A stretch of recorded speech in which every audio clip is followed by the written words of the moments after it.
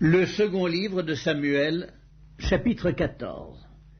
Joab, fils de Tseruja, s'aperçut que le cœur du roi était porté pour Absalom. Il envoya chercher à Tekoa une femme habile et lui dit « Montre-toi désolé et revêt des habits de deuil. Ne toins pas d'huile et sois comme une femme qui depuis longtemps pleure un mort. Tu iras ainsi vers le roi et tu lui parleras de cette manière. » Et Joab lui mit dans la bouche ce qu'elle devait dire.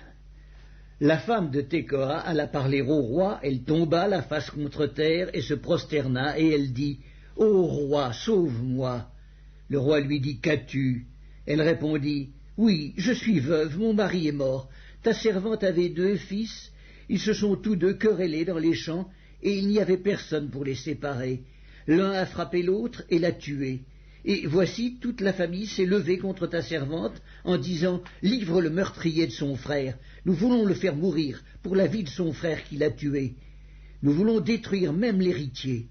Ils éteindraient ainsi le tison qui me reste, pour ne laisser à mon mari ni mon nom, ni survivant sur la face de la terre. » Le roi dit à la femme « Va dans ta maison, je donnerai des ordres à ton sujet. » La femme de Tekoa dit au roi « C'est sur moi, ô roi mon seigneur, et sur la maison de mon père que le châtiment va tomber. Le roi et son trône n'auront pas à en souffrir. » Le roi dit « Si quelqu'un parle contre toi, amène-le-moi, et il ne lui arrivera plus de te toucher. » Elle dit « Que le roi se souvienne de l'Éternel, ton Dieu, afin que le vengeur du sang n'augmente pas la ruine, et qu'on ne détruise pas mon fils. » Et il dit « L'Éternel est vivant. Il ne tombera pas à terre un cheveu de ton fils. » La femme dit « Permets que ta servante dise un mot à mon seigneur le roi. » Et il dit « Parle. » La femme dit « Pourquoi penses-tu de la sorte à l'égard du peuple de Dieu, puisqu'il résulte des paroles mêmes du roi que le roi est comme coupable, en ne rappelant pas celui qui l'a proscrit? Il nous faut certainement mourir, et nous serons comme des eaux répandues à terre, et qui ne se rassemblent plus. Dieu n'ôte pas la vie, mais il désire que le fugitif ne reste pas banni de sa présence. Maintenant, si je suis venu dire ces choses au roi mon seigneur, c'est que le peuple m'a effrayé, et ta servante a dit, je veux parler au roi, peut-être le roi fera-t-il ce que dira sa servante. Oui, le roi écoutera sa servante pour la délivrer de la main de ceux qui cherchent à nous exterminer, moi et mon fils, de l'héritage de Dieu. Ta servante a dit, que la parole de mon seigneur le roi me donne le repos, car mon seigneur le roi est comme un ange de Dieu, prêt à entendre le bien et le mal, et que l'Éternel ton Dieu soit avec toi. » Le roi répondit et dit à la femme, « Ne me cache pas ce que je vais te demander. » Et la femme dit, « Que mon seigneur le roi parle. » Le roi dit alors, « La main de Joab n'est-elle pas avec toi dans tout ceci ?» Et la femme répondit, « Aussi vrai que ton âme est vivante, ô roi mon seigneur, il n'y a rien à droite ni à gauche de tout ce que me dit mon seigneur le roi. C'est en effet ton serviteur Joab qui m'a donné des ordres et qui a mis dans la bouche de ta servante toutes ces paroles. C'est pour donner à la chose une autre tournure que ton serviteur Joab a fait cela. Mais mon seigneur est aussi sage qu'un ange de Dieu pour connaître tout ce qui se passe sur la terre. » Le roi dit à Joab, « Voici, je veux bien faire cela.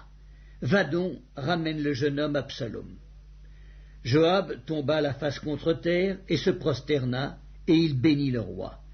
Puis il dit, « Ton serviteur connaît aujourd'hui que j'ai trouvé grâce à tes yeux, ô roi mon seigneur, puisque le roi agit selon la parole de ton serviteur. » Et Joab se leva et partit pour Guéshur, et il ramena Absalom à Jérusalem. Mais le roi dit, « Qu'il se retire dans sa maison, et qu'il ne voie point ma face. » Et Absalom se retira dans sa maison, et il ne vit point la face du roi. Il n'y avait pas un homme dans tout Israël aussi renommé qu'Absalom pour sa beauté. Depuis la plante du pied jusqu'au sommet de la tête, il n'y avait point en lui de défaut.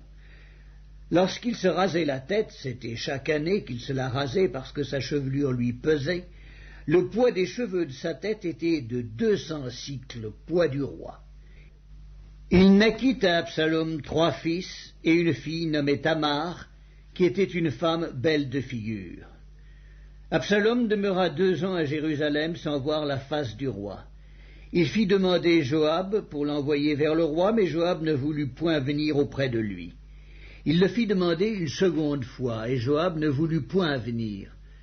Absalom dit alors à ses serviteurs, « Voyez, le champ de Joab est à côté du mien, il y a de l'orge, allez et mettez-y le feu. » Et les serviteurs d'Absalom mirent le feu au champ.